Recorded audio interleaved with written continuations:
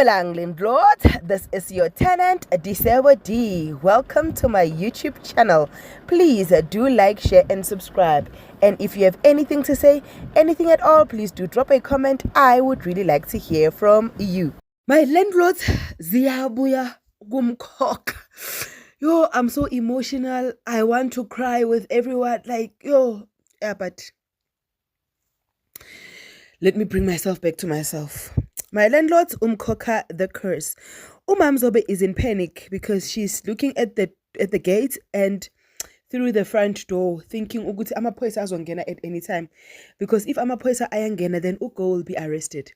At the same time, Ugabisile is also scared and saying to the mom, if amaphoyisa ayangena, it means I am also going to be arrested. It means ukuthi I am the one that is actually going to be arrested because everything lebo uyenza wena bawuthuma mina.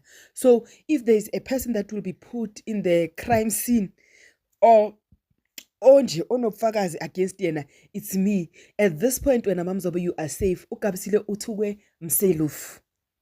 Remember uphakathayo ungale ulokhu khuluma izindaba, izobe still bona ukuthi hayi kahle kahle la ngathi akuhambi kahle. The way lo athatha isikhathi ngakhona seyikhulunyule lento siba semaphoyiseni. Akazi ukuthi abantu they are still in shock. Bakhala ngamakoro banama discussions ngamakoro kuyisiphithi kubi kurafu. Akak understand lokho. Yena she's just scared. Wapaka uGabisile washo athatha isikhiya akhiya umnyango wekamera, athatha isikhiya sekamera silahlela ngaphandle athake khozophuma la ushilo baba usifociya wathi nje any mistake owami umntwana lo ngamprega nje ngahlazeka ngaye uzothi khwishiki. Umanzimande guys was so torn. Ugirl was so devastated. Ugirl was in pieces. Ugirl could not believe her eyes, her ears, her everything. Abuzu phakatha ukuthi, when did you know about this thing? Wazenini phakatha I just also find out. Aisha kwaba ngathi ugeli uphathwa isibibithwana kwaba ngathi ugeli letsi ba pelo yaba ka re geli ke thibang disangmetsi irang something like irang plan because the plan is not planning. Mamzobe is not Mamzobe. Manzimande is not Manzimanding because of Mamzobe. Bamthathe vele bamhambise ngale kube yithibang kusho ukuthi untombi nomalume nehelper babe busy but dingidane nendaba kabani kaManzimande. Uphakathwayo athi wo imani kancane ubaba asamthulisa asambuza ukuthi uphakathwayo uthwele kanzima, like having a wife like this it must be difficult. How are you handling it? How are you coping? Uphakathwayo athi before ungizwela akakapheleli. Before you feel sorry for me, it's not yet finished. Mamzobe also wanted to deal with uVulindlela. Umamzobe watshontsha iphenti lika Nokubonga thinking ukuthi utshontshe lakho wathumela uGabisile wageja wathatha iphenti eli wrong. Then it means now instead of Vulindlela being the ultimate sacrifice, Nokubonga's baby was. Yo!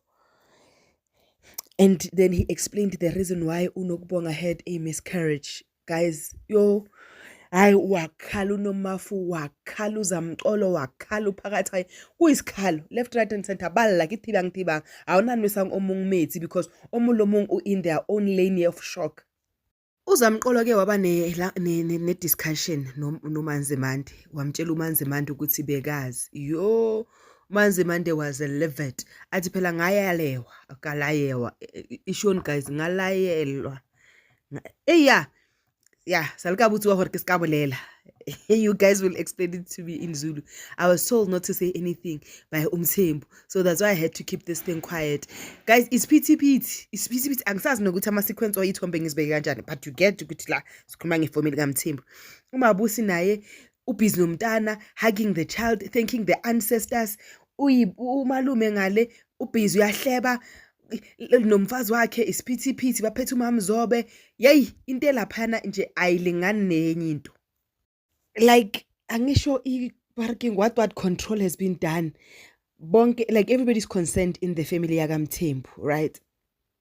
Uphakathwayo uhambile phakathwayo abutshupe angizwa ukuthi ngithini. Phakathwayo abutshupe angazi ukuthi beka iphuza le. But ibhodlela lakhona lifana neHennessy aliphuza linjalo. Hayi emeceleni uphakathwayo sahlaphethu imathwa amasesane ngithuke inhliziyo ethi gugugugu go wa itse ke tshose ke gore a kenye gore phakathi wa kry accident gore a kenye go phakathi wa kry accident ke yo phakathi wa a phela bone gore go iralang ka Mamzobe ke mo June July I'm phakathi wa yena vomiting fine.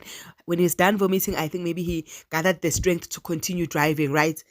Guy drove home, started singing Makholwane ayibona imsebenzi kaMthembu, Makholwane ayibona, Makholwane ayibona imsebenzi kaMthembu. Kanti Clever le Gabisile iskhiya sisemabeleni. Wathi open the door, phakathi wayo wathi fall inside. Wathi fall inside.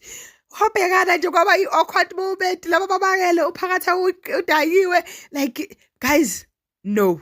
Umkhokha the curse. Please do like, share and subscribe.